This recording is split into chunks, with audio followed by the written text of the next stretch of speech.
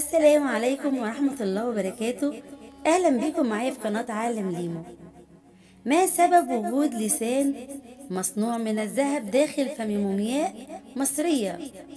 ده اللي هنعرفه مع بعض في فيديو النهاردة. يلا بينا نشوف ايه هي الحكاية. دائما ما تفصح الحضارة المصرية عن جديد مع كل اكتشاف أثري، فهو علم لا ينتهي على الإطلاق. فمؤخرا أعلنت وزارة السياحة والآثار عن اكتشاف طابوزوريس مجانا غرب الإسكندرية، حيث تم العثور على 16 مقبرة في مقابر منحوتة بالصخر، تحتوي إحداها على مومياء بها لسان مصنوع من الذهب. والسؤال هنا: ما سبب وجود اللسان الذهبي الذي تم العثور عليه داخل فم المومياء؟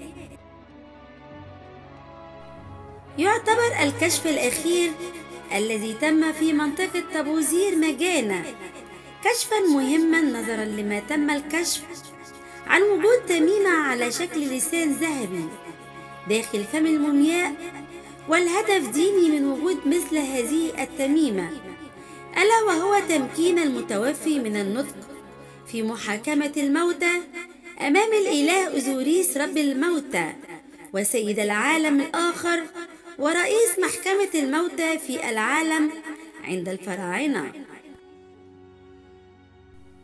إن الهدف من استعمال الذهب أن الذهب كان هو لحم الآلهة، وكان كذلك رمزا لرب الشمس رع، الذي يمثل النهار أو شمس اليوم، بينما كان أوزوريس هو سيد عالم الذهب والليل أو عالم الظلمات. ومن خلال وجود الذهب أي الإله رع أي الشمس والنور والنهار واليوم، يستطيع المتوفي أن ينتصر على عالم الظلام في الليل، وأن يجتاز محاكمة الموتى بسلام في حضرة الإله أوزوريس سيد العالم الآخر ورب محاكمة الموتى. وكان من ضمن أبرز المومياوات 2 احتفظ ببقايا اللفائف وأجزاء من طبقة الكرتوناج.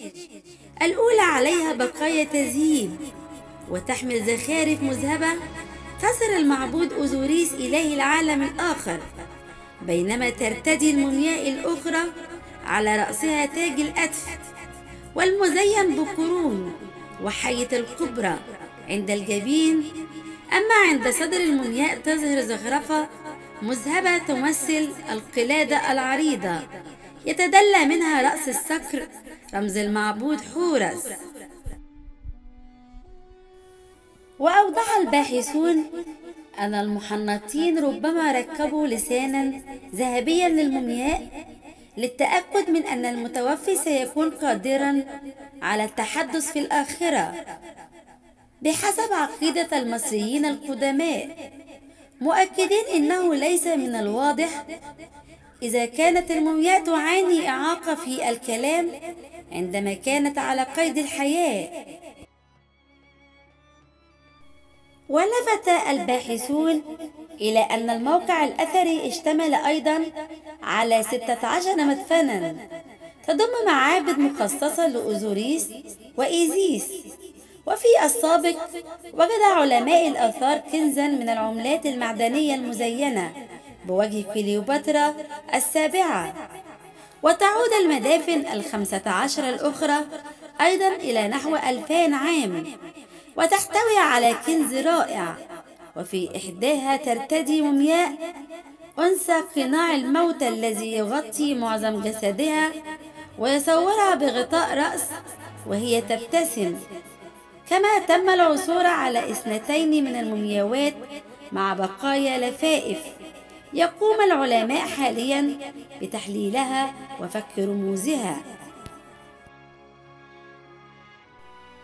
تلعب مصر دورا حضاريا هاما منذ فجر التاريخ، فهي دولة عريقة قديمة شهدت بزوغ عدد لا يحصى من الأمم والحضارات واندثار أخرى مما أكسبها أهمية عظيمة على كافة المستويات والصعد، إلى جانب سجل حافل بالإنجازات الحضارية الهامة.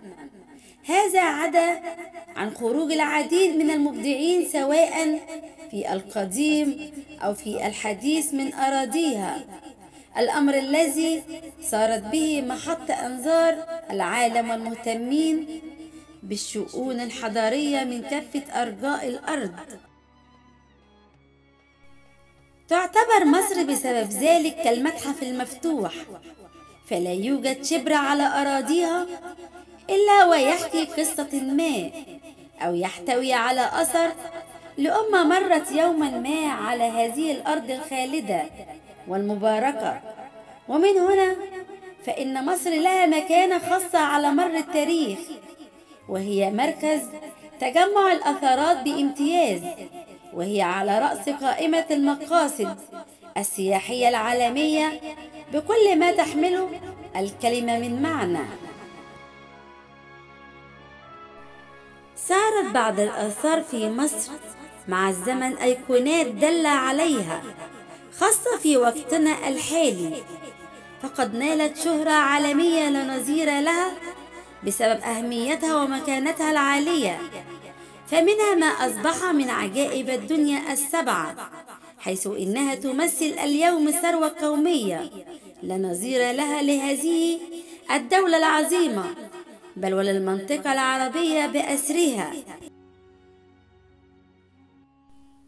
من أشهر المعالم الأثرية في مصر تلك الأهرامات الثلاثة، والتي تخفي خلف حجراتها أسرارا هائلة، حيث صارت مضربا للأمثال من حسنها وبهائها وإعجازها.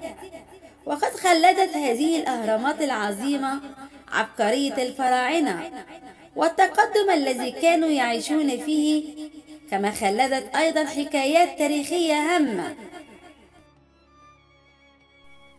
أما بالنسبة للتواجد العربي الإسلامي على أرض مصر، فقد ابتدأ منذ 1400 عام تقريبا، حيث ترك العرب والمسلمون في مصر العديد من المعالم الأثرية التي تعتبر هي الأخرى شاهدة على تاريخ عريق.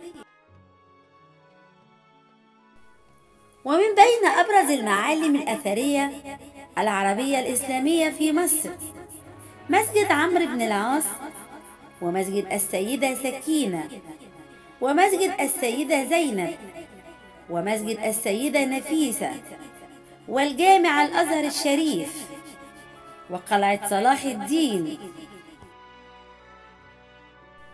إن التعرف على المعالم الأثرية التي تحتوي عليها أرض مصر من أولى الأولويات وأهم الأمور التي يجب على جميع الناس القيام بها.